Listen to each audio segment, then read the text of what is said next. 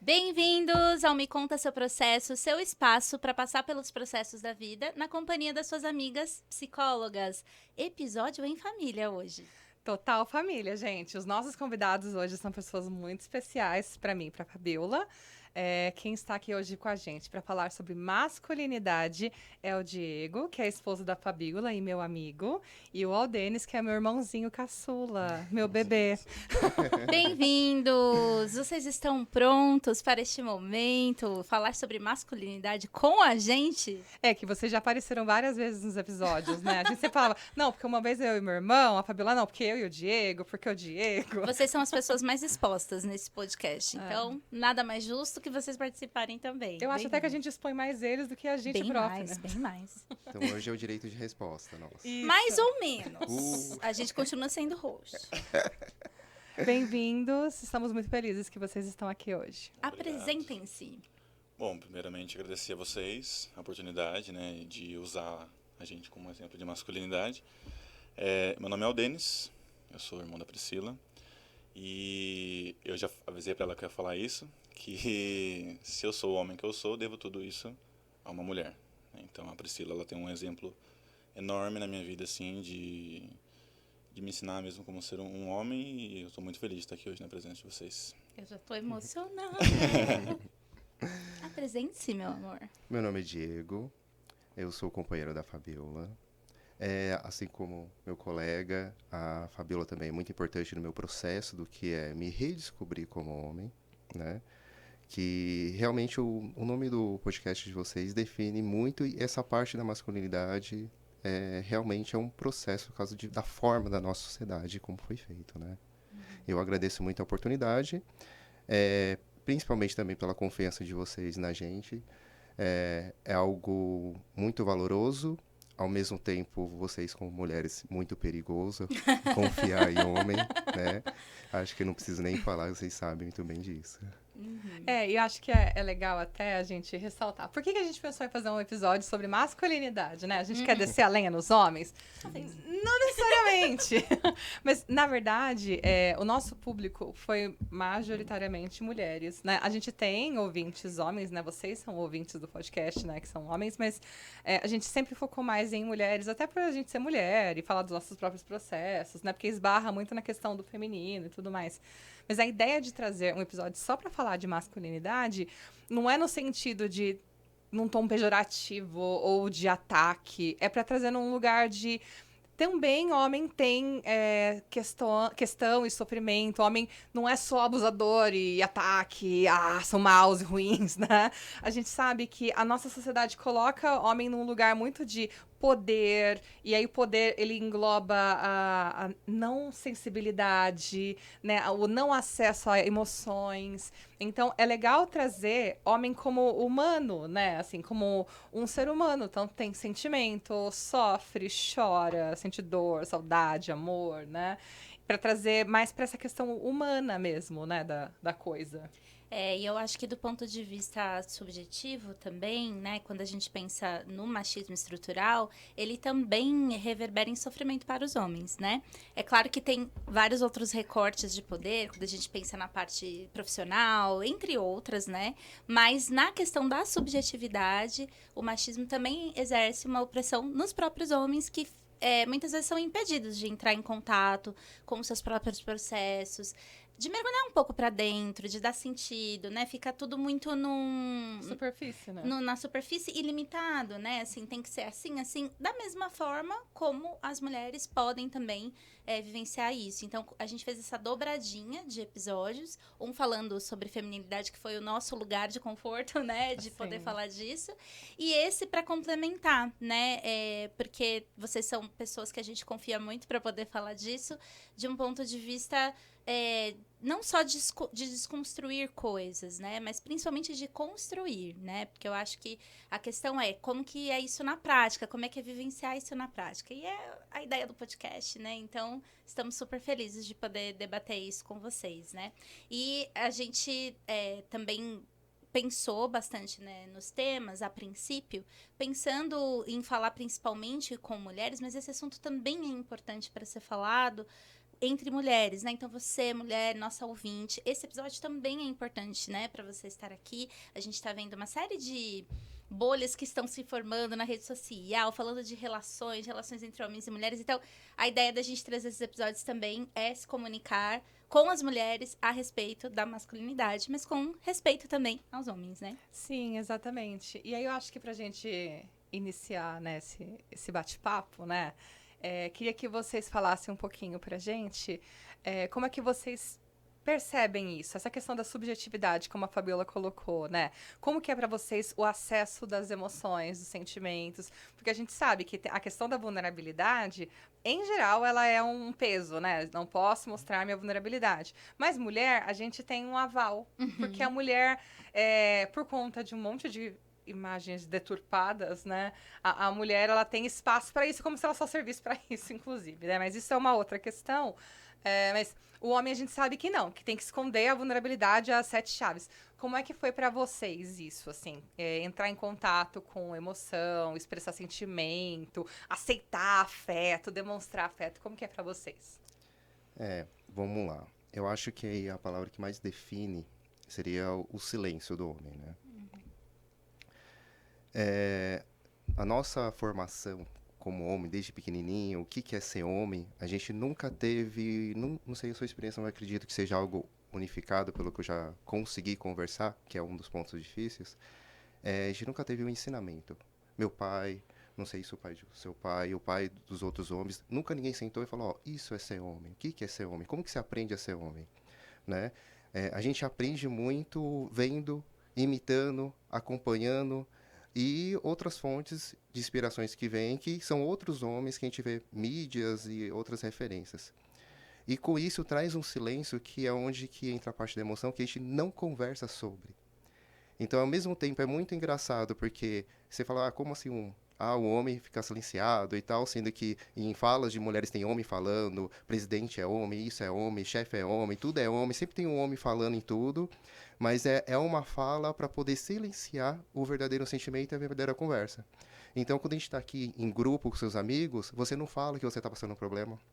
Você não fala, pô, tô com uma dívida, tô com uma vergonha de pegar um dinheiro emprestado, tô me sentindo mal por isso, pô, cara, brochei ontem, tá ruim, não sei o que lá. Não fala, porque você já é selecionado, porque você vai ser julgado, você vai ver visto não como homem, aí vem a parte do que é ser homem, é não ser nada que seja mulher feminino. Então, ser frágil, ser sensível, tem uma frase que até me vem agora, que eu cresci escutando de uma figura masculina, foi importante na minha formação, de sensível é comestível. Então, toda a demonstração de sensibilidade faz esse paralelo, tipo, então você é mulherzinha, você é gay, você não é homem, né? E isso impede do próprio grupo um ajudar o outro, um construir com o outro. É uma coisa que eu sempre falo em outros assuntos, de você ter uma mesa para você jogar o que você está sentindo em cima e você ter uma outra ótica, né? Que é essa troca. Exatamente. Como o Diego disse, eu também não tive tipo um exemplo tão grande assim do meu pai, por exemplo, sentar e falar, né, explicar, olha, é assim que funciona tal coisa. Acho que até dentro do relacionamento, né, a gente não tem esses exemplos assim para falar como é que funciona.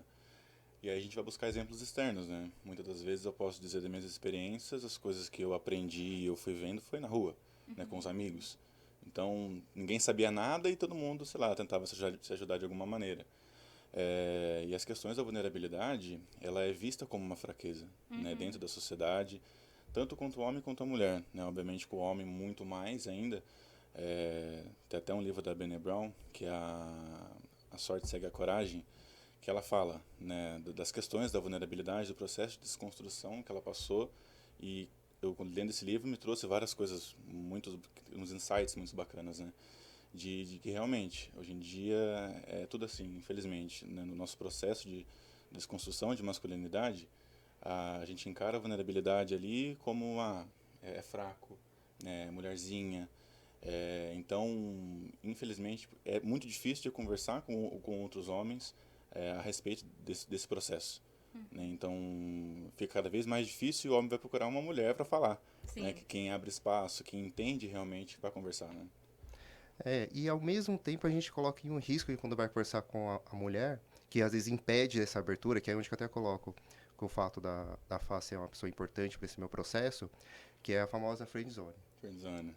Então, assim, Quem nunca? quando você se abre para a mulher, até pela questão da nossa sociedade, né? Assim como o homem ele é construído para poder ser essa pessoa imponente, garantidor, confiante, que não chora, que aguenta tudo tranco e não sei o que Selecionado lá. pela evolução da espécie. Isso. E a mulher, de uma certa forma, ela também vem crescendo com um monte de místicas e outros pensamentos influídos de que isso também é uma figura de homem, né? E até esses dois se equalizar, você acaba entrando nessa zona. Quando você demonstra muito, eu não vou me relacionar com esse cara, né? Vamos ser amigo, né? Ficou bacana aqui, né? E aí, o cara frustra. Me abri, perdi. Aí entra outra fragilidade do homem, porque se eu fosse ficar na friendzone, é uma posição passiva. Aham. Passiva não é ser homem. Então, se não é pra ficar comigo, também não sou seu amigo. Então, ou tá comigo ou não tá comigo. E é legal a gente falar logo de início aqui no episódio sobre essa questão da amizade, das relações de intimidade, na verdade, né? Que eu acho que quando vocês vão falando, olha, entre os homens, né? Tem amizade, tem relação, mas o território do íntimo não é compartilhado, né? Se eu vou sair com os caras, é pra curtir, né? E aí, quando eu consigo ir pro íntimo, é com uma mulher, seja uma amiga, ou seja, família também, ou uma relação afetiva, né? Então, eu acho que quando vocês falam disso, do silêncio, dessa impossibilidade de ser vulnerável, né? Desse impedimento, quando a gente pensa em saúde mental, né? As relações de qualidade que a gente constrói ao nosso redor têm um papel fundamental. O ser humano é um ser de vínculo, né? E aí é como se fosse uma escassez de vínculo, né? E esse sofrimento, ele vai muitas vezes sendo direcionado para saídas não muito funcionais. Por exemplo, quando a gente pensa na adição, né? A gente tem hoje um número muito maior de homens, por exemplo, alcoolistas e outras adições, adictos em geral, né? Porque justamente não tem muitas saídas emocionais. Essa é uma das saídas disfuncionais mais comuns.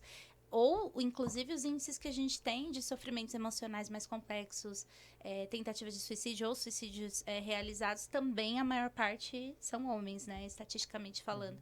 Então, acho que vai muito nesse campo, assim, muito limitado as relações de intimidade, né? Sim, não, e assim, acho que a gente tá conversando hoje no almoço, eu e meu irmão, sobre as relações de amizade de homem e mulher. Algo que a gente vê muito, acho que o homem, ele tem essa dificuldade, assim, as relações superficiais com os amigos, né? Então, quando ele tem relações íntimas de amizade, são com mulheres. E aí, muitas vezes, eles não bancam as relações de amizade com as mulheres. Porque, assim, ou a mulher é sua namorada, ela é sua ficante, sua esposa, ou ela é só uma conhecida, né? Como se não pudesse haver essa barreira. Então, se ela já era uma amiga anterior, é muito difícil o cara que banca falar, não, ela é minha amiga. Sim. Tipo, tá tudo bem. E trazer pra relação. Eu e o Diego, a gente é o exemplo disso, né? Eu conheci o Diego primeiro e a gente tem um monte de ideias em comuns, a gente se deu super bem. Então, antes de conhecer a Fabiola, eu tenho um histórico prévio de vários amigos que não me defenderam como amiga no passado, por quando eles começaram a namorar. E a namorada se sentiu intimidada, insegura em relação a mim, do cara não bancar e pronto, acabou, assim. Eu tenho até um amigo que eu sou amiga dele, eu fui amiga dele e eu sou amiga da irmã dele. Eu fui amiga dele primeiro e aí depois eu me tornei amiga da irmã dele. E ele me trata hoje como uma conhecida, como se eu fosse a amiga da irmã só. Nunca tivemos nenhuma relação de amizade, nada, né? Então, no caso de vocês, eu dei sorte, né? Que a Fabiola é uma pessoa incrível, e aí ela me aceitou, ela me agregou como amiga também, né? Então, a gente conseguiu ter essa amizade, porque eu vejo que há essa barreira. Muitos homens, até tem a questão, né, de, não existe amizade entre homem e mulher. Sim. E por que não existe, né? Tem que ser sempre conotação sexual. Então, o homem só pode se aproximar da mulher se tem conotação sexual, senão não pode. Uma coisa que o Aldenis já ouviu muitas vezes, eu sou a única irmã dele, né? A gente tem mais 2 irmãos. Era muito isso. Nossa, mas você é próximo da sua irmã? Tipo, nossa, mas você vai andar com a sua irmã? Tipo, não, você tem que andar com seu irmão, né? Seu irmão tem que ser a referência, né? Seu irmão tem que ser sua irmã, mulher, sabe? queima o rolê, né? Como se tudo é isso, né? Só dá pra ter essa aproximação se for conotação sexual. E aí eu acho que a gente perde muitas vezes a oportunidade de conhecer pessoas muito bacanas por inseguranças próprias, né? Porque é uma insegurança própria. E aí acho que a gente tem que lidar um pouco com isso também, né? Tanto que o que você trouxe agora entra até numa parte muito polêmica do masculino, né? Da sociedade masculina. Tem uma pesquisadora que é a Valesca Zanello. A gente... A Valesca? Valesca, isso, Valesca Zanello. A gente citou bastante ela na nossa live sobre relacionamento. Vai lá no nosso Instagram assistir. E aí entra até interessante nessa parte do silenciamento dos homens não conversarem, porque é uma mulher que está pesquisando sobre masculinidade, né? Mas que entra essa parte do debate, que é interessante, que as pessoas não estão preparadas, mas eu acho que está numa época que precisa ser jogado isso para a mesa, para discussão, que existe essa diferença, né? É colocado muito que o homem hétero, ele tem uma relação homossexual. E eu não digo isso na questão afetiva, do carnal, do namoro, da sexualidade, sim. Mas sim, como você pode admirar uma mulher? Na verdade, a gente sempre admira, homem. Quem é a pessoa que eu inspiro? Jogador, é o jogador, é meu irmão, de quem eu respeito. Você ouve cantora mulher, você quem é o lê grande cantor, mulher. Quem é o grande amigão, quem é a minha referência, quem eu quero ser quando crescer, quem é aquele profissional que eu quero alcançar, né? Então, a mulher pro homem acaba sendo muito mais procurada para a questão afetiva, mas com quem eu quero ser meu brother. Vamos conversar, vamos passar bastante tempo, vamos dar risada, vamos fazer hobbies. Eu diria mais, se você tiver que fazer uma escolha de lealdade entre um homem e uma mulher. Homem, sempre. Homens protegem homens, que entra naquela outra parte do silenciamento. Sim. Né? Que é a parte do silenciamento da broderagem. Né? Eu posso até ver ele fazendo uma coisa errada, ou ele me ver fazendo uma coisa errada, mas se a gente tá aqui sozinho, a gente até acaba dando uma chamada no outro. Pô, não foi bacana. Se tá no grupo de homens... Se a gente chama, eu vou ser o babaca, né? Vou ser o cara que jogou o negócio pra baixo, né? E aí você meio que, tipo, dá aquela... Não, vou ficar pianinho aqui, ou até eu não vou mais andar com eles, pra eu não ficar nessa posição. Que também é uma forma de você se silenciar. Sim, tanto que muito acontece, por exemplo, o estereótipo de mulher que o homem vai descrever é o amigo dele. É verdade. Então, eu quero uma mulher parceira que vai pro futebol comigo, vai jogar bilhar no bar, que não se deixar de jogar que truco, bebe. que bebe, não sei o E que. malha forte. Que tem que ser forte. Então você tá apaixonada pelo seu amigo, cara. Eu sinto muito. Então, isso que o Diego trouxe é muito real. Tipo, é o estereótipo padrão que o homem vai procurar, é o parceiro, é o amigo dele. É o brother dele, que ele quer um brother pra vida. Então, isso acaba entrando em muitos contextos também de sexualidade, né? Dessa questão da masculinidade. Muitos homens acabam como é que fala? Cobertando, né? Esse lado deles assim. E aí coloca a mulher em posição de fragilidade, em posição de, né, menosprezando. Porque é que nem eu sempre falei pra Priscila, né? O cara que ele tem que afirmar todas as vezes o quão homem ele é, o quão hétero ele é, o quão pegador ele é, que não sabe essas questões, menos convicto ele está com a sexualidade, menos seguro ele está com tudo aquilo, né? E isso é sempre um reforço positivo para ele mesmo. Eu sou homem, e aí vai menosprezando sempre a mulher e vai colocando ela nessa posição de ser mais frágil. E menosprezando homossexuais e homossexuais também. Sim. Que tem a coragem que eles não têm de chegar e mostrar realmente aquilo que eles são. Isso que você falou também do homem, né? O desejo dele, do parceiro. Aí, se ele encontra mulheres que são seguras o suficiente para fazer coisas que elas gostam, eu já passei por isso algumas vezes na vida, né?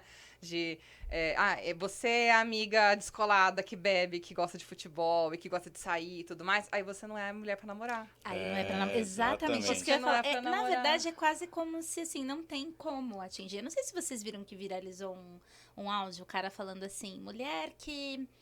não divide a conta, eu não quero.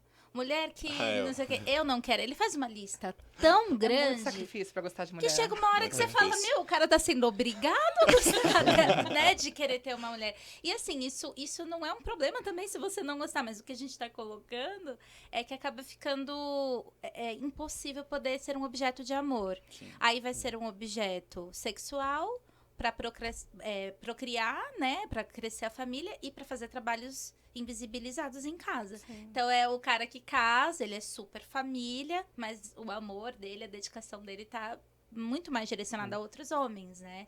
O que, assim, tudo bem também ter amor e admirar os outros homens, não é isso que a gente tá falando. A gente tá falando dessa coisa muito limitada, da limitação, né? Mas uma coisa, só quero que vocês falem sobre. Sim. Mas uma coisa que eu tenho muitas amigas que uma relação muito próxima com as minhas amigas. Não tenho muitas amigas, né? Eu tenho poucas amigas, mas eu tenho uma relação de muita proximidade com as minhas amigas, né? A Fabiola também tem.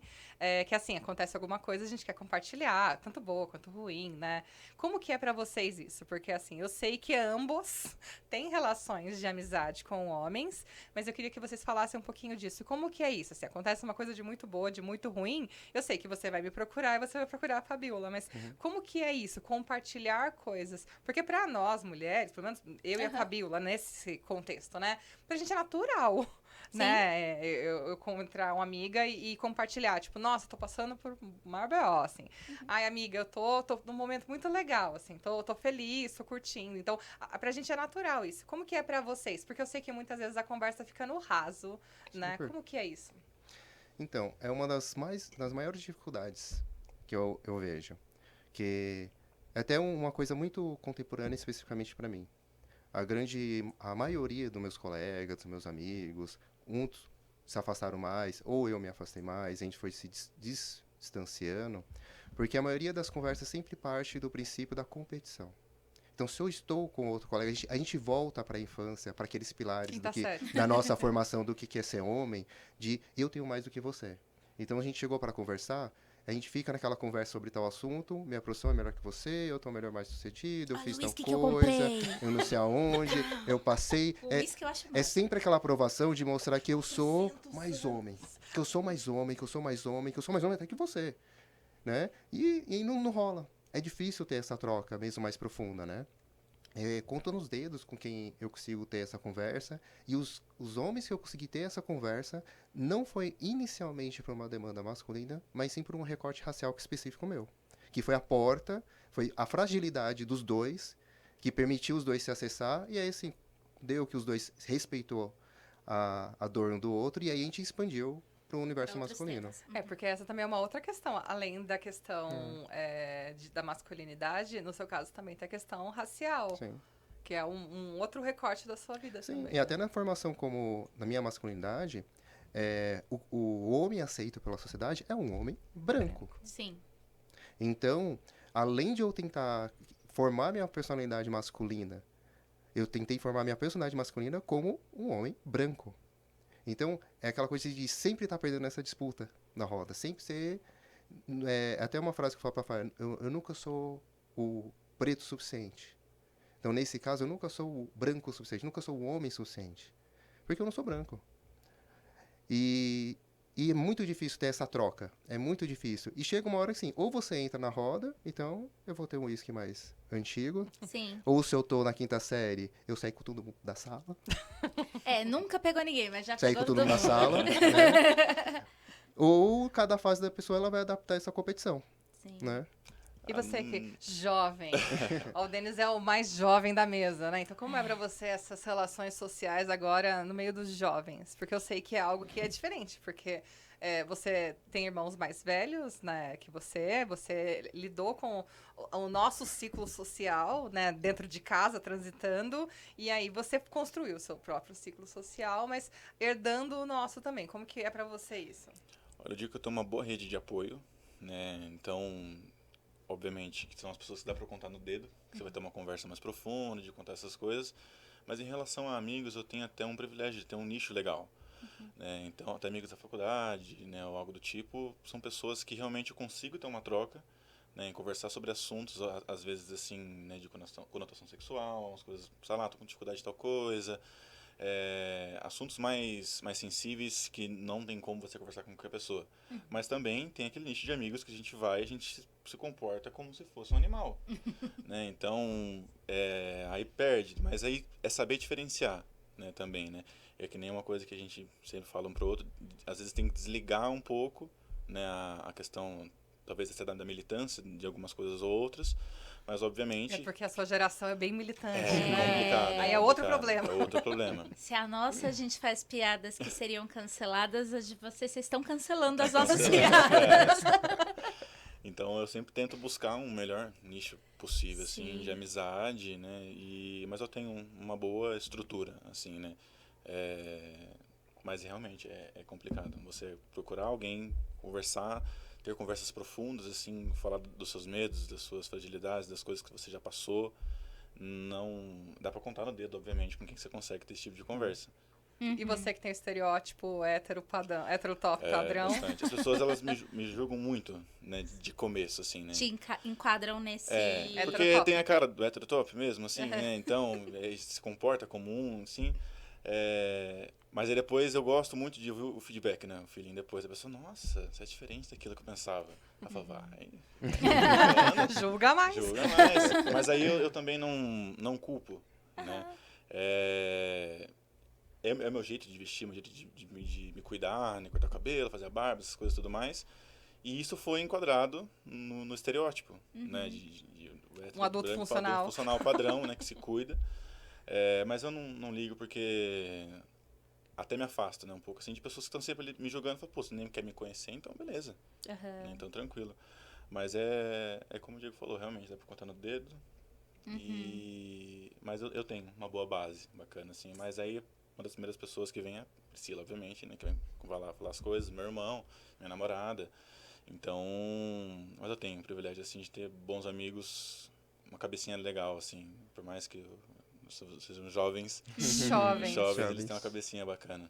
Mas é interessante você falando isso do estereótipo, né? Porque quando a gente fala de, olha, pessoal, vamos repensar aí a fragilidade masculina ou a masculinidade tóxica e tal, a gente não tá falando também sobre estereótipo, né? Porque daí, da mesma forma que eu olho pra uma pessoa e falo, ele é um heterotop, tem o esquerdomacho também, né? Nossa, que eu acho que é Que assim, tão eu ruim acho, quanto. às vezes até piora um pouco, Sim. né? O que eu quero dizer é que Me desculpa por ser homem.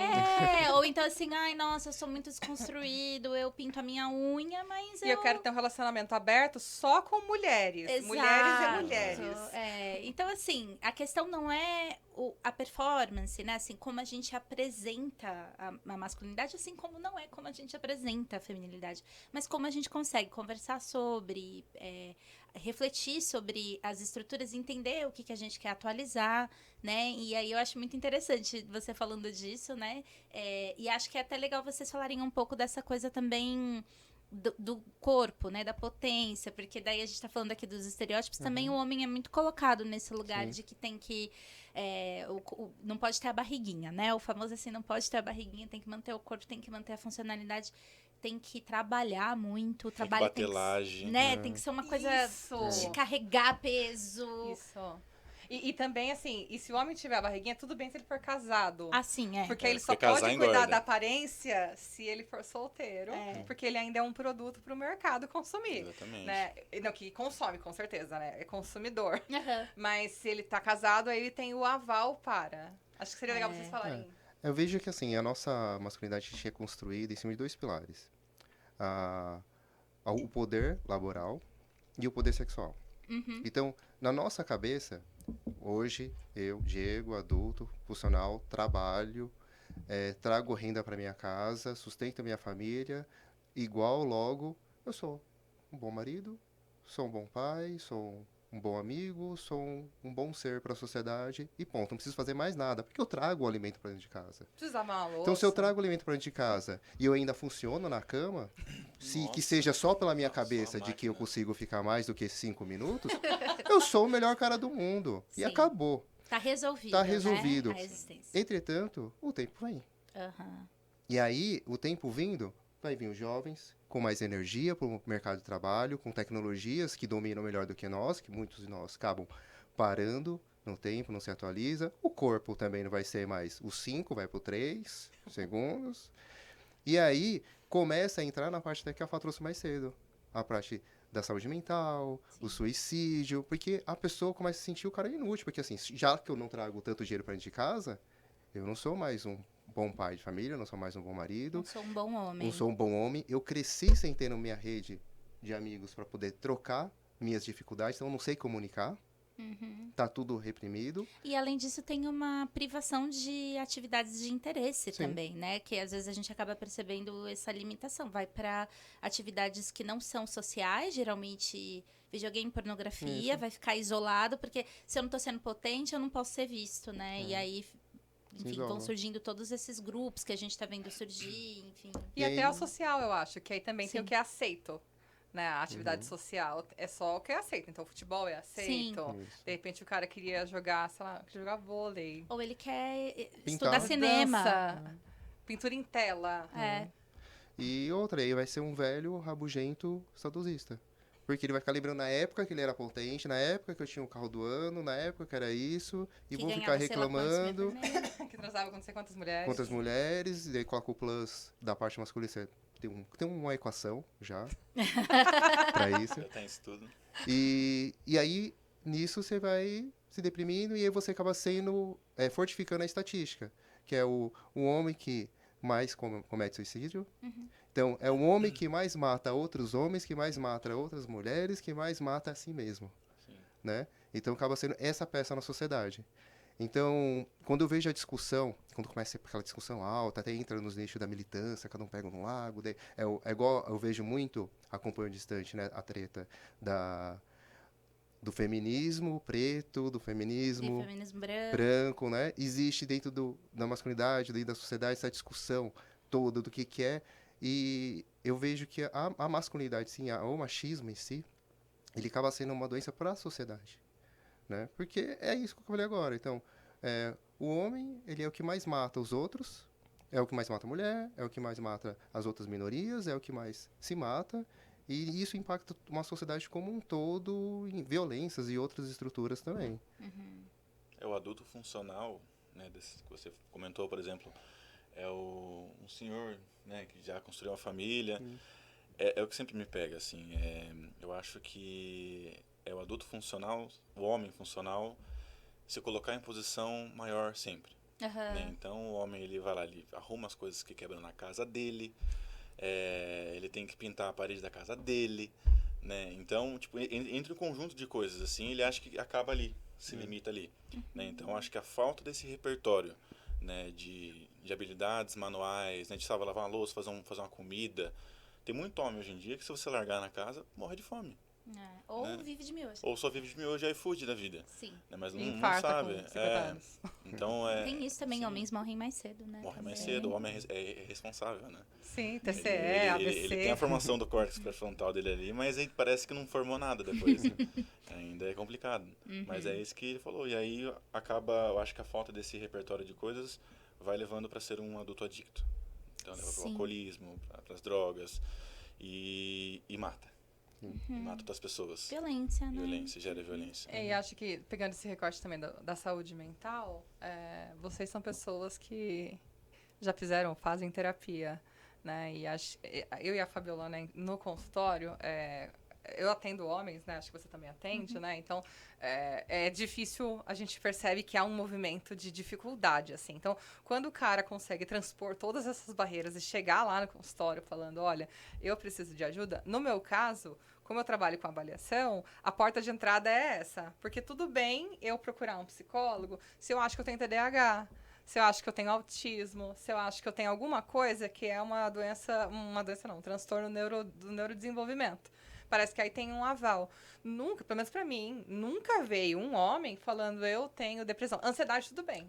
Ansiedade, Que ela, beleza. às vezes é meio incapacitante, aí acaba buscando. Isso Agora, atrapalha o trabalho. Atrapalha o trabalho e a Exatamente, potência. a depressão, não. Depressão nunca vem. Aí, quando eu falo, olha, na avaliação apareceu aqui uma depressão bem acentuadinha, né? O que você acha da gente iniciar um processo psicoterapêutico? Então, olha, esse déficit de atenção, ele é porque você fuma muita maconha e você dorme mal, né? Você, sei lá, fica muito tempo fechado em casa e sai pouco, se expõe à luz. Então, tem outras coisas, né? Então, sempre vem isso, assim. Como que foi para vocês o processo de pensar assim, preciso de terapia, eu quero terapia? Como é que foi? Meu motivo de estar indo pra terapia foi um dos motivos que mais acho que Brincando. pega os homens. Mas foi. Eu acho que são a necessidade, como você trouxe. Algo está impactando potência trabalho, geralmente acaba sendo até o trabalho. Às vezes o cara ele tá, Burnout. ele tá com um problema na vida sexual dele, no relacionamento dele, mas ele não vai atrás porque ele tá trabalhando, tá funcionando. Aquilo para ele mantém.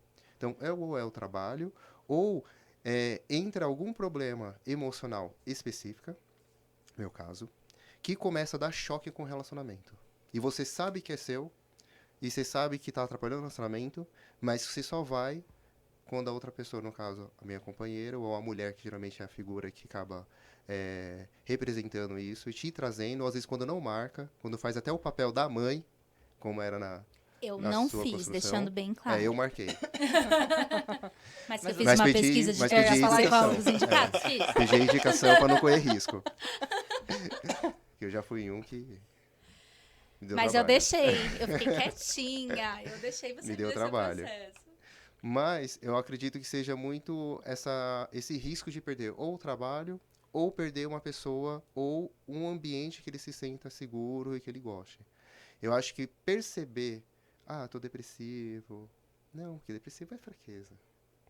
E às vezes falta até repertório de linguagem pra falar do que tá Sim, pra poder- sentindo, né? Eu percebo isso às vezes. Emoções básicas, né? Às vezes a pessoa tá claramente deprimida e vai te descrevendo e você vê que ela não consegue nomear dessa forma. Muito do trabalho terapêutico com homens é Nomeação, repertório. sim. É recente que em terapia eu fui perceber que eu tenho e tive vários sintomas e ocasiões que era ataque de pânico, ansiedade plena, que pra mim era um desconforto aqui, tomo um medicamento, Uma angústia. uma angústia, acorda, tem que trabalhar. Normal não dormir. Sim.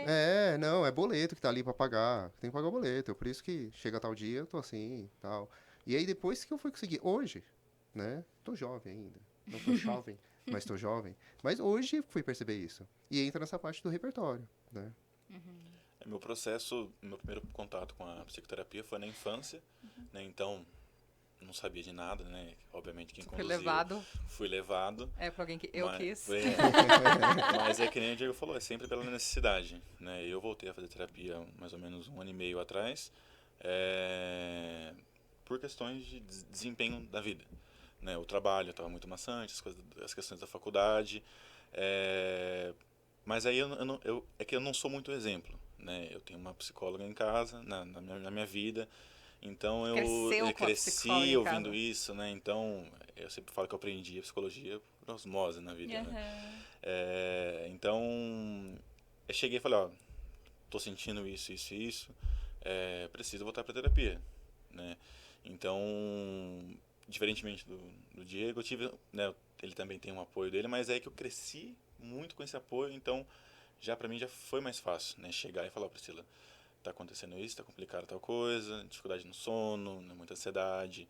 Eu tenho um transtorno de ansiedade generalizado. A gente até brinca naquele livro que eu tenho do DSM.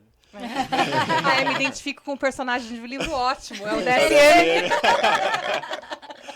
Então mas é muito difícil, né? Sim. Quando você vai falar de terapia para alguém, dependendo da pessoa mesmo assim, ela vai se assustar e entra naquela questões, né? Terapia é coisa de louco, né? Você tá louco? Eu ia polemizar, ia perguntar isso. Vocês falam para as pessoas? Eu faço terapia. Eu falo para todo mundo. Faz terapia? Pra todo Você devia mundo. fazer. Eu falo para todo mundo, não tenho vergonha, assim, para qualquer pessoa, né? Eu faço terapia mesmo, tenho os meus processos, vou lá tratá-los. Recomendo que você faça o mesmo, inclusive, né? Mas eu não tenho essa trava, assim. Acho que já tive na adolescência. Mas é por questões totalmente... É complicado, né? O adolescente... É uma etapa difícil. O jovem, ele tem que acabar, assim. Imediatamente. Porque Eu amo vocês, meus consulentes adolescentes, que eu sei que vocês me ouvem. Aonde que eu assino? É brincadeira. Porque é complicado. Você vai, por exemplo, uma falar fase para um amigo difícil. seu na escola. Tô fazendo terapia. Nossa, escola pública ainda? No outro dia até a professora tá sabendo, tá fazendo terapia. Então, tive que esconder, né? No começo não foi fácil de falar para as pessoas, só que eu, depois de adulto, eu não tô nem aí, né? Eu falo mesmo, faço. Se você não faz, beleza, bacana, eu faço. Que triste. Que triste, recomendaria muito que você fizesse. Sim. Me permite fazer um breve comentário sobre o seu processo? Não vou dispor muito além do que eu já expus nesse podcast. Tem só alguns capítulos atrás, só. É uma coisa muito interessante que foi acontecendo, né, no processo do Diego. Quando a gente começou a namorar, nós éramos estudantes, né? E eu tava na fase que eu tava com a bandeira da terapia, assim, que quando a gente começa a estudar psicologia, a gente quer colocar todo mundo no consultório. Mas demorou muito tempo, né? A gente ficou junto muitos anos até que o Di fosse pra terapia. E aí eu ficava assim... Eu pergunto ou não pergunto? Como é que foi? Como é que tá sendo, né? E aí, passaram-se tempos, o Diego é bem reservado, ele tem bastante dificuldade de conversar. Mas eu fui sacando que ele entrou no processo terapêutico assim, porque teve um dia que ele chegou em casa e aí ele começou a falar de tanta coisa profunda e eu ficava, yes! Yes! Eu sempre soube que ele precisava pensar sobre isso. Então, como também fazer terapia, ter um vínculo de qualidade com um profissional, também enriquece os seus vínculos, né? Porque daí eu senti assim, ele encontrou ele mesmo, porque eu sentia essa barreira, né? Eu sempre fui muito apaixonada por ele, admiro ele em milhões de aspectos e sempre respeitei muito a história de vida dele, que é uma história de vida que deixou muitas marcas, né? E foram marcas que ele foi descobrindo depois. Eu tinha um spoiler, acho que por ser psicóloga eu ficava... Isso aqui ainda precisa ser olhado. E hoje a gente tem papos, assim, que eu nunca imaginei que a gente teria, né? De falar sobre coisas muito profundas dos dois, né? Então, é muito bonito também olhar pra terapia, sim, como algo que vai te ajudar pontualmente, mas também como essa referência de como se vincular, como ficar íntimo com alguém, como poder entrar nesses lugares escuros de mim mesmo, né? E me sentir seguro pra sair daqui e falar pros outros também, pra quem eu amo, né? Então, foi muito bonito, assim, observar o seu processo, acompanhar você. Realmente eu sou muito feliz por ter tido a oportunidade de ter você ao meu lado. Não só pela questão desse momento do cuidado, de me proporcionar a enxergar e a procurar um autocuidado, mas de todo a experiência e o crescimento nesse processo de vida que eu pude construir ao seu lado, né? Realmente, a gente se encontrou naquela ladeira. Eu era uma pessoa e hoje, com certeza, eu olho para trás e falo, ainda bem que existiu aquela pessoa que você não tinha encontrado. Mas hoje eu sou um outro homem, uma outra pessoa que realmente sou muito agradecido. E eu digo isso tanto pelo nosso relacionamento, mas também por mim mesmo. Quando a Né? luz dos olhos... Vou só fazer uma sugestão eu acho que você sempre foi você. Você só precisava se encontrar, né? Bem isso mesmo. Ai, pronto, parou, gente. Psicologia. Encerramos por aí. Vocês querem que a gente saia? Não. Mas acho que, pegando esse gancho, Sim. né? Eu vejo, atendendo no consultório e experiências próprias e experiências de pessoas próximas, o relacionamento amoroso, né? Amoroso, não estou falando de amizade aqui. No relacionamento amoroso, há uma barreira muito grande de comunicação. Primeiro porque a pessoa que não tem um autoconhecimento básico, muitas vezes, ela não sabe direito o que ela quer comunicar e ela comunica de maneira muito distorcida, talvez, ou então muito... pejorativa. Por exemplo, ciúmes. O ciúmes, ele é visto na nossa sociedade como algo natural dos relacionamentos. É algo que precisa ter. É assim que a sociedade vende, né? Mas, assim, pouco se é discutido sobre os ciúmes na relação. De falar assim... Porque eu estou sentindo isso em primeiro lugar, né? Estou me sentindo inseguro porque, sei lá, minha namorada está vestindo uma roupa que me incomodou. Ou estou me sentindo inseguro porque o meu namorado ficou jogando futebol até mais tarde. Tipo, o que está acontecendo que eu estou sentindo isso? E aí, quando isso é trazido para a relação... sempre num tom de apontando o dedo na cara, né? De por que é que você tá fazendo isso? Isso é errado, nananã. E aí eu vejo muito que é um erro, né? Uma falha, na minha opinião. O casal, ele se mistura tanto, vira uma coisa simbiótica. E aí não é mais casal, não é mais indivíduo, é casal só. O casal vira uma unidade, a questão da uma só carne, né? E assim, não tem como, isso é impossível, porque são pessoas distintas, com histórias distintas, vivências distintas. Então, são indivíduos que escolheram dividir a vida. E essa relação, ela vai ter começo, meio e fim, porque tudo acaba.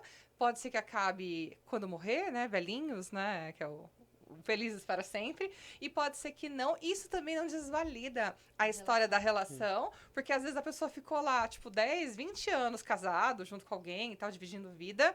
Ah, deu errado a relação. Não, ela deu certo por um período e acabou, né? Teve começo, meio e fim, como tudo na vida.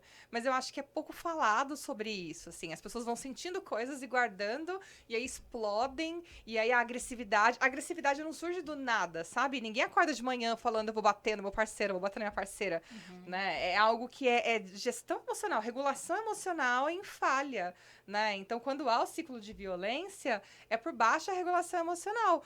Justamente porque começou de coisinha pequena. Não falou, não incomodou. E aí fica aquela coisa assim, no período da conquista, de vender uma imagem que não é real, né? De eu tenho que vender uma pessoa interessante e eu preciso trazer os assuntos que a pessoa interessante gosta, né? E às vezes você nem gosta, mas você só tá fazendo isso para agradar. E aí a pessoa, ela é iludida e aí fica aquela coisa também de, nossa, meu marido não é mais o mesmo, Sim. né? Ah, minha esposa não é mais a mesma, mudou, não é mais interessante, não é mais legal. E aí tem projeções, tem idealizações que a gente faz, porque também a gente tem um construto de relacionamento já que é de fábrica, talvez, né? De Disney, né? De relacionamento precisa ser dessa forma, então eu preciso replicar desse jeito. E aí tudo que não se parece com aquele relacionamento que eu idealizei, aí tende aquela coisa assim de... Acho que aí as gerações anteriores à nossa, tipo os nossos pais, que é o juntos custe o que custar, Sim. né? De não posso, de maneira alguma, me separar, porque eu vou ficar, sei lá, vai ser falado na casa, na cidade, na igreja, enfim. E aí tem a sua geração, que aí então não vamos nos comprometer, né? Já que Zero compromisso. Ou que é bagunçado, assim, na primeira situação, sei lá, já Desiste. desiste. A nossa geração desiste. A nossa Sim. geração tem. A nossa geração, os millennials, né? Tem fobia de relacionamento. Nada que é muito próximo, porque eu vou mostrar vulnerabilidade, não dá, não dou conta. Tem um desejo de. Só que aí muitas vezes preferem, não quero nem tentar, porque vai estragar tudo. Porque tem muito Disney, Disney, Disney. E aí a sua geração é muito, tipo, qualquer problema, então, não vai dar, porque você gosta de azul e eu gosto de roxo, Não vai dar sabe? certo. E é Não vai complicado dar também certo. essas coisas de traumas, né? Aham. Como né, a gente está falando, cada pessoa tem seu histórico, né? Tem seu processo ali. E são traumas que não foram resolvidos e aí traz para outro relacionamento e às vezes é um trauma passado da pessoa que não conversou, não falou isso me deixa inseguro, isso me deixa triste. Eu acho que é isso muito que acontece, né? Minha geração, inclusive, não duvido muito que tenha algum tipo de conversa, né, mais profunda em relação a isso. Olha, Mas me eu sinto acho que a sua inseguro. geração expõe mais. Mas acho que muito num ponto de vista individual. Assim, é o meu trauma, É o uma meu, centração, Sim. né? Então não é uma coisa assim, olha, esse é o meu, qual que é o seu? E como é que a gente... Resolve, né? Resolve. Não, tipo, é o meu, eu tenho que me priorizar, você me deu gatilho, tchau. Você me deu gatilho, ótimo. Né? Não é? Mas não é. Tchau, não vou nem tentar. Sim. Deixa pra lá. E Eu ouço isso em sala de aula, às vezes, até, né? com professores também acontece. Eu sou professora de um curso de graduação de psicologia.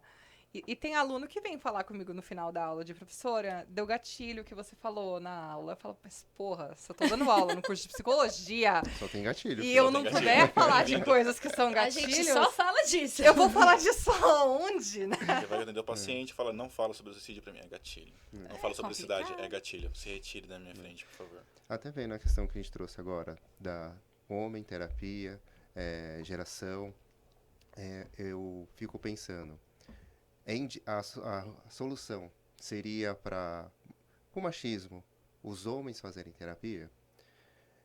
Ou se seria também, né, não tirando o peso, a importância da terapia, até porque ajuda na renda em casa, eu vejo como muito Eu importante. jurava que ele ia falar alguma séria. É a nossa fonte. É a nossa fonte de renda. Não, mas eu, falando pessoalmente, algo que me ajuda muito, me ajudou Sim. muito e me ajuda muito. Mas eu vejo, até pensando na questão da geração, se a gente for parar pra pensar, a avó, a mãe, vocês veem um salto da feminilidade, do crescimento, outra do coisa. poder, é enorme. Aí se pega você, seu pai, seu avô, é praticamente igual. Talvez ele já tá Ele um já pouco tá- mais distanciando agora, né? Então, esses espaços de discussão, as pessoas estarem prontas para poder conversar sobre a masculinidade, mesmo nu e cru, como o impacto na sociedade, e todo mundo fazer uma terapia, eu acho que vai colaborar para a gente poder quebrar isso como uma sociedade, né? Em passos de gerações também. Mas é interessantíssimo isso que você está colocando, porque eu acho que a gente traz a terapia como uma ferramenta do processo do indivíduo. Mas a gente também precisa pensar nas ferramentas coletivas, Isso. né? Como é que a gente vai fazer para Políticas resolver tudo isso. públicas. Sim, e eu acho que a chave de tudo é a comunicação. Aham. Eu acho que as pessoas precisam falar mais, assim, falar por qualquer coisa, né? Acho que a nossa sociedade, ela silenciou muitas pessoas por muito tempo. Então, eu acho que já passou da hora da gente poder falar sobre o que a gente sente, o que a gente pensa, sem medo do julgamento, sem pensar que tá certo ou que está errado. Porque quando a gente fala, quando a gente dá a voz pro que a gente está sentindo, isso toma sentido, né? Isso toma uma proporção, isso vira um objeto real. E aí eu consigo olhar para isso. Porque se eu só fico sentindo e eu não olho para isso, eu vou varrendo para debaixo do tapete. Eu falo que vai enchendo o copinho, né? Sim. E aí uma hora o copinho transborda. E às vezes o copinho transborda porque isso é roxo, isso é azul, sabe? E se fosse desde o começo, tudo falado, tudo fosse posto, né? Acho que o impacto no meio seria diferente. Até pensando em funções executivas, né? Pensando a gente tem um cérebro que tem um funcionamento. E ele tem uma construção específica para a gente ser funcional. Olha que incrível. A natureza fez a gente ter várias formações de cérebro, e aí uma específica, que é o córtex pré-frontal, ela só se forma por volta dos 25 anos, justamente quando é o adulto preparado para ser um adulto funcional. Não é formado com 10 anos, com 5 anos, com 15 anos. Porque não é nessas fases que é esperado que você seja um adulto funcional. É depois dos 25. Então, até biologicamente, a gente está preparado para isso. Só que não adianta nada eu ter um córtex pré-frontal bonitinho, bem estruturado, com um dorso lateral, ventromedial, tudo bem formado, mas eu não tenho um repertório. Nunca trabalhei controle inibitório na minha vida, sempre fui impulsivo, nunca tive flexibilidade, sempre tive rigidez de pensamento, sempre foi tudo eu, do jeito que eu quero, né? Zero flexibilidade, zero pensar de outras formas e regulação emocional, zero, assim. Porque tudo que a gente tem que sentir é alegria. Eu até falo para meus alunos, sentir alegria o tempo inteiro pode ser um sinal de hipomania, pode ser que você tenha algum outro transtorno psicopatológico. É esperado que a gente seja estável. E a estabilidade, vocês assistem Divertidamente, gente. Assistam Divertidamente 2, que vai lançar, que agora vai ter ansiedade. Ai, sim, tinha que vir. Chegou primeiro ainda, né?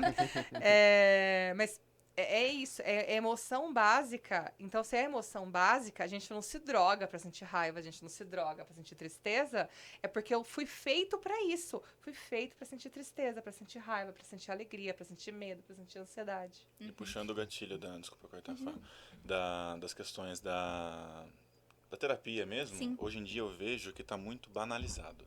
Aham. A procura, muitas das vezes, das pessoas não são apenas por processo de desconstrução, de conhecimento, de curas, né, obviamente de processos. Eu trabalho na clínica de psicologia, eu olho muito, né, a questão do público, principalmente o público mais jovem, o público da faculdade. Eles olham, e entra também, obviamente, no visual de diagnóstico de internet, no vídeo também olhe lá. Sim. É muito isso, sabe? Eu já ouvi muito chegar assim, eu tenho TDAH, eu quero passar. Mas você já fez? Sim, eu tenho ansiedade, beleza, que bom, você tá vivo, né? Então, entra muito nessas coisas, é complicado por conta disso, né? Ao mesmo tempo que é uma ferramenta muito importante, é muito mal vista por muitas pessoas do público mais jovem, até adulto jovem, né, nessas questões. É iFood de E tratamento. banaliza, né? Chega, olha como é bagunçado, vou fazer terapia. Aí ele só... E às vezes banaliza nesse sentido, mas também no sentido de, não, eu vou melhorar, eu vou pra terapia, ou eu vou falar disso na terapia, atribuindo a comportamentos, né, que a gente sabe que nada tem a ver com isso, que são questões, às vezes, por exemplo, comportamentos agressivos. É muito comum isso, né? Você estava falando de homens chegarem na terapia, os temas comuns, né? Um tema que leva bastante homens pra terapia é: minha esposa, companheira, namorada pediu, porque eu sou muito explosivo, né? E aí, assim, a gente pode olhar pra isso na terapia, mas tem a sua responsabilização. Um cara que faz terapia, ele não tá com um aval de Sim. excelente relacionamento. É isso que eu quero dizer, né? Porque depende, a gente tem muitas formas de viver um processo terapêutico e a gente pode viver de formas superficiais também, né? Então, pedir lá a indicação da psicóloga não é garantia que vai ter uma boa relação ali, né? E a Pri falando disso da comunicação, né? Eu acho que é de sustentar também a gente comunicar e conversar sobre os contraditórios também, né? Como a gente se conheceu, nós éramos muito jovens, eu estava no meu processo também de me entender como uma mulher feminista, enquanto a gente estava no relacionamento e enquanto o Diego estava se entendendo como um homem preto, e a gente precisou falar, e muitas vezes falar assim, olha, isso que você falou, nesse recorte eu entendo assim, mas da gente sustentar essa conversa, e não uma coisa assim, olha, você tá tendo uma fala machista, nunca mais fala comigo, eu não vou me relacionar com você. A gente topou conversar sobre isso, assim como quando o Di precisava apontar o racismo que tem em mim, eu precisava também construir. Mas para isso a gente tem que sustentar o desconforto das conversas difíceis. Conversas têm desconforto. Porque as pessoas não vão simplesmente mudar a estrutura assim, só porque de repente não é legal. A gente vive isso, a gente reproduz isso no dia a dia, né? Então, pra gente desconstruir, a gente precisa conversar de um lado pro outro, né? Quem se sente oprimido, mas também quem oprime, né? Então, acho que é muito importante isso que você falou da comunicação, sustentar a comunicação. Se a gente não conversar, vai ficar cada um na sua bolha. Vai ter a bolha do Red Pill, vai ter a bolha das feministas, ninguém tá conversando. Sim. E aí, né? Então, que pena que já tá acabando.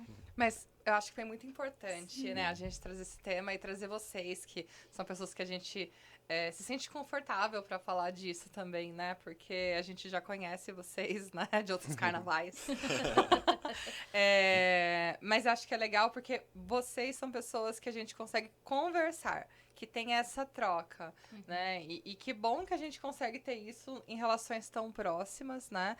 E a gente espera que essa conversa de hoje ela sirva de inspiração para as pessoas que estão ouvindo a gente, que estão assistindo a gente.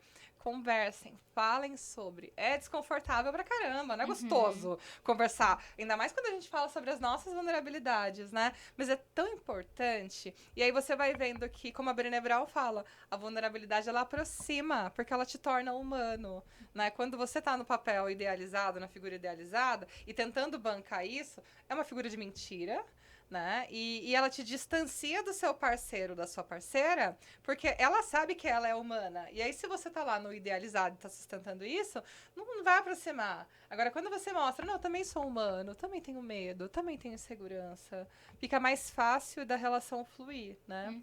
E de amizades e afins, assim. E aí, eu acho que pra gente caminhar para o final, eu acho que seria legal se vocês dessem um recado para os homens, os nossos ouvintes, os meus alunos, né? Beijo, galera. Beijo, galera da Se Pri.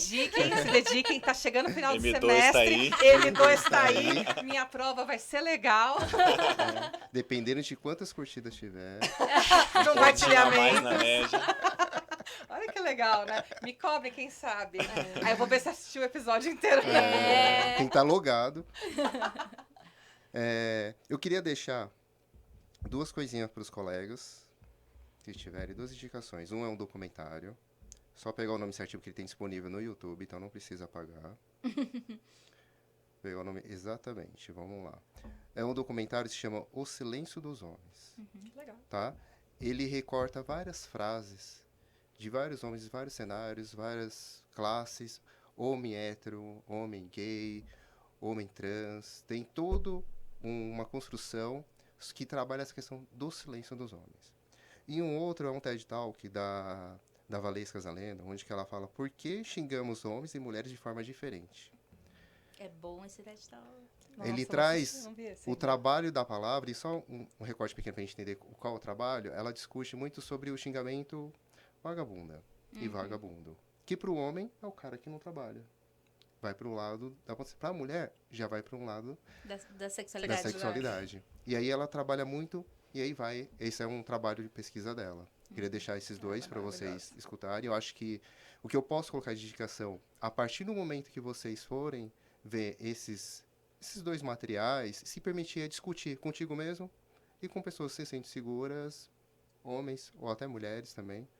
Acho que é colocar para fora um pouco que vocês conseguirem conversar. Acho que isso seria o que eu poderia deixar hoje. Eu não tenho repertório tão curto quanto o do Diego, mas é um documentário, obviamente, que eu vou indicar da Brené Brown sobre a vulnerabilidade, tem na Netflix. E conversem, né? É o principal de tudo, né? Não olhe a vulnerabilidade como algo ruim, né? O que o outro vai fazer com aquilo é problema do outro, mas sempre demonstre, né? Seja uma pessoa de verdade com outras pessoas. E não fiquem, né, nessas questões de eu não posso demonstrar sentimentos porque eu não vou ser mais homem, eu não vou ser mais aqui. Não, isso não existe. Acho que você pode até colocar a frase que você sempre fala. Bom, eu sempre falo a frase. Deixa pra ser frio. Deixa para ser frio quando morrer, gente. Ótima É isso que eu falo. frase, amei. Demonstre mesmo, não tenha medo, assim. Eu acho que é isso que falta, né, nesse processo de muitos homens, né, de olhar só como sempre reativo. Não, descansa um pouco e fala daquilo que você está sentindo para outras pessoas. Busca uma rede de apoio, sempre. Ai, que episódio maravilhoso! Vocês deem curtidas aí, inclusive sigam a gente no nosso Instagram, @mecontaseuprocesso. Sigam a gente também aqui no YouTube. Se inscreve, ajuda a gente pra caramba. E nós temos mais agradecimentos pra fazer. Temos agradecimentos a vocês, mas as nossas parceiras também, né, Pri? Sim, a gente tem que agradecer a Nádia, do Studio For You, que ela faz a minha pele, ela fez peeling, então minha pele linda. E a pele da Pri. Quem acompanha o Instagram da Pri sabe que, ó... Nádia arrasa demais, então Studio For You, depois a gente vai deixar os links pra vocês, e a Nádia é a minha esteticista, ela tá agora com modelagem corporal, pra quem tem aquelas gorduras localizadas que não saem com a academia e que incomoda, excelente. Também temos o ateliê Caroline Modinger, que nos deixa linda com cílios e sobrancelhas. Ai, atendimento VIP da Carol, maravilhoso. E a nossa parceirona desde o dia 1, Jolie Boutique. Estamos gatas, né? Porque esse papo vai render, a gente vai sair depois daqui, então já viemos maravilhosas.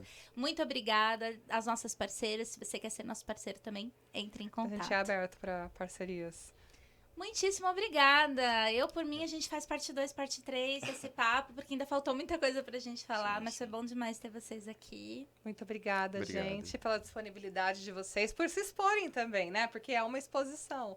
Então, obrigada pela confiança e pelo apoio, né? Acho que vocês nos apoiaram nesse projeto desde o começo, né? Desde quando a gente começou com essa ideia doida. É verdade, gente. Os nossos fãs número 1, talvez. Sim, sim. As primeiras pessoas que curtiram, que seguiram. Então, muito obrigada pelo Acho que apoio Agradeço sempre. pelo convite de vocês, pela confiança, né?